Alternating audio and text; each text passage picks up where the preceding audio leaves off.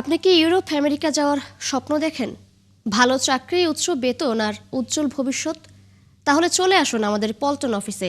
রাতারাতি ভিসা, অগ্রিম 1 টাকাও লাগবে না। এমন লোভনীয় অফার দিয়ে জাল ভিসা আর মানব পাচারের ভয়াবহ ফাঁদ তৈরি করেছে একটি দালাল চক্র। মানব পাচারের ভয়াবহ ফাঁদ তৈরি করেছে এই দালাল চক্র এবং ৭১-এর অনুসন্ধানে জানা গেছে চক্রের মূল হোতা কবির হোসেন। তার সাথে রয়েছে রাসেল ও মান্নান নামের 2 ভাই। আশিক মাহমুদের বিশেষ প্রতিবেদন। পুরান ঢাকার মাশরুর হুসাইন মাশফি এসএসসি পাশ করে ভর্তি হয়েছিলেন ধানমন্ডি আইডিয়াল স্কুল অ্যান্ড কলেজে। নিয়মিত ক্লাস পরীক্ষা আর পড়াশোনা ভালোই চলছিল, কিন্তু বিপত্তি বাধে 4 বছর আগে যখন ইউরোপ গিয়ে ভাগ্য বদলের স্বপ্ন দেখেন। পড়েন দালালের খপ্পরে। দালাল চক্রটি হুসাইনকে কয়েক দফা জাল ভিসা দিয়ে 6.5 লাখ টাকা হাতিয়ে নিয়েছে। আমাকে বললো পড়াশোনার এখন প্রয়োজন নেই, আমাকে সেলাইয়ের কাজ শেখা উচিত। সেলাইয়ের কাজ শেখার পর আমাকে একটা বেগ ভিসা দেখা শো করলো। আমার কোন ভিসা? সেটা হচ্ছে আমার আপনার সার্বিয়া একটা বেগ ভিসা শো করলো। আমাকে কিছুই দেখাতে পারলো না। পরবর্তীতে বললো যে আমরা আন্তরিকভাবে দুঃখিত, বেগ ভিসা চলে আসছে, আমরা পরবর্তীতে অন্য কোনো কান্ট্রির জন্য অ্যাপ্লাই করব। জাল ভিসা দিয়েই ক্ষান্ত হয়নি দালালরা। হুসাইনকে পাকিস্তান দিয়ে পাচারের চেষ্টা করেছিল, তবে পাকিস্তান ইমিগ্রেশন তাকে আটকে দিয়ে দেশে ফেরত পাঠায়। পাকিস্তান দিয়ে ওনারা আমাকে কোনো ফ্লাইট দিতে পারতো না। আমাকে হয়তো বা যে আপনার রেগিস্তান বা মরুভূমির কোনো একটা পথ দিয়ে আমাকে একটা গেম দেওয়ার একটা প্রকল্প চেষ্টা চালাইতো আর কি, সেটা সম্ভব হয়নি। এই দালাল চক্রের খপ্পরে পড়ে হুসাইনের লেখাপড়া এখন বন্ধ। মানসিকভাবেও বেশ অসুস্থ তিনি, জানিয়ে উদ্বিগ্ন তার স্বজনরা। জীবন তো নষ্ট হয়ে গেলে এটা বললে তো আর ফেরত আসবে না, কারণ সময় চলে যায়, সময় স্রোত তো কারোর জন্য অপেক্ষা করে না। এই সারাদিন ঘরে থাকে, কোথাও যায় না, কারণ বের হলেও যে প্লেনের কিছু ছবি থাকছে তো সবাই বলে এই তুই বলে গেছিস গা, এই সেই, সেটা খুব কষ্ট পায়। হ্যাঁ, মানুষ বলে, আত্মীয় স্বজন বলে তুমি গেলা আবার এসে পড়ছো, এরকম একটা কিছু বলে। তখন আমার সাথে খারাপ একটা আচরণ করে। যখন আমি কি করব, ছেলে মানুষ তো, তখন আমার কোনো ভাষাই থাকে না। শিয়া বাটার ও ভিটামিনে সমৃদ্ধ লিলি বিউটি সোপ, তারুণ্যময় উজ্জ্বল ত্বকের জন্য।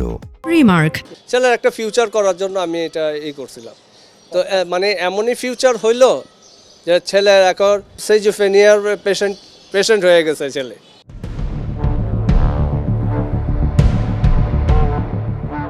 শুধু হুসাইন না, এই দালাল চক্রের ফাঁদে পড়ে নিঃস্ব হয়েছে আরও বহু মানুষ। এই যেমন শরীয়তপুরের ইউনুস, তাকেও সার্বিয়ার জাল ভিসা দিয়ে হাতিয়ে নিয়েছে 2 লাখ টাকা। ডাইরেক্ট স্টিকার ভিসা আমাদের জাল ভিসা দিয়েছে, জাল ভিসা দিয়ে আমাদের সাথে টাকা নিছে। আমাদের সাথে 3 জন লোক ছিল, এই ওর সাথে 3 জন লোকে 3 জন লোক এরকম করছে। 3 জন লোকে আরো অনেক। ওর অফিসে আমি যখন গেছি তখন তো অনেক লোক আছে, কয় ভাই আমি যাইমু, সবাই জমা দিয়েছি। হ্যাঁ, টাকা আমি কবিরের হাতে দিয়েছি, আমি কবির অফিসে যাই। ভুক্তভোগীদের অভিযোগ, জাল ভিসা ও মানব পাচার চক্রের মূল হোতা এই কবির। তার সাথে রয়েছে রাসেল ও মান্নান নামের 2 ভাই। এই ঘটনা অনুসন্ধানকালে কবিরের একাধিক ভিজিটিং কার্ড ৭১-এর হাতে আসে, যার একটিতে লেখা কবির ANZ গ্রুপের ডিরেক্টর। যদিও ANZ গ্রুপের মালিক খন্দকার মহিউদ্দিনের দাবি, কবিরকে তারা চেনেন না, তাকে আইনের হাতে তুলে দেয়া হোক। আচ্ছা, ও তো আপনাদের নাম, আপনাদের ব্যবহার করে ভিজিটিং কার্ড করছে, মানুষের কাছ থেকে টাকা নিচ্ছে। এই চক্রের আরেক হোতা রাসেল, যিনি মিরা এয়ার ইন্টারন্যাশনাল ট্রাভেল এজেন্সির DMD পরিচয় দেন। তার সাথে বারবার যোগাযোগের চেষ্টা করেও সম্ভব হয়নি।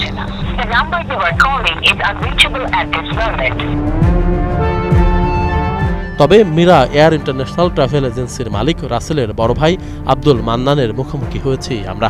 তার দাবি, তিনি এসবের কিছুই জানেন না, প্রতারণা করেছেন তার ভাই রাসেল।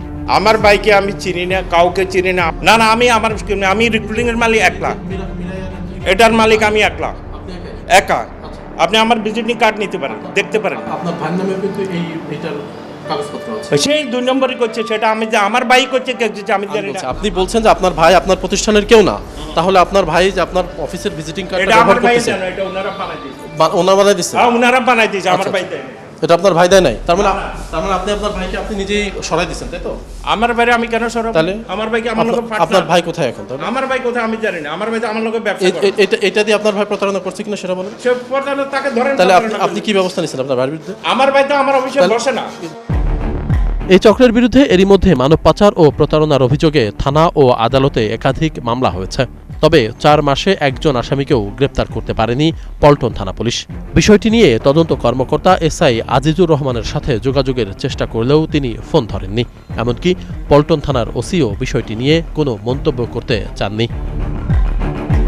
আইনজীবীরা বলছেন, যারা ইউরোপ আমেরিকার স্বপ্ন দেখিয়ে তরুণদের জীবন নষ্ট করছে তাদের কঠিন শাস্তি হওয়া উচিত। এরকম অনেক আসামি আছে, অনেক কোম্পানি আছে বা অনেক দালাল আছে, তারা এইভাবে ভিকটিম যারা আছে ওদেরকে ভোগান্তিতে বা তাদেরকে টাকা পয়সা নিয়ে হয়রানি করতেছে এবং তারা নিঃস্ব হচ্ছে। আমরা এই মামলায় আমরা ইনশাল্লাহ আশা করি যে সাজা সর্বোচ্চ সাজা বিগত দিবে। আদালতের আদেশ থাকা সত্ত্বেও এসব দালাল চক্রের বিরুদ্ধে পুলিশ কেন ব্যবস্থা গ্রহণ করে না তা নিয়েও প্রশ্ন তোলেন আইনজীবী ও ভুক্তভোগীরা। আশিক মাহমুদ, ৭১, ঢাকা।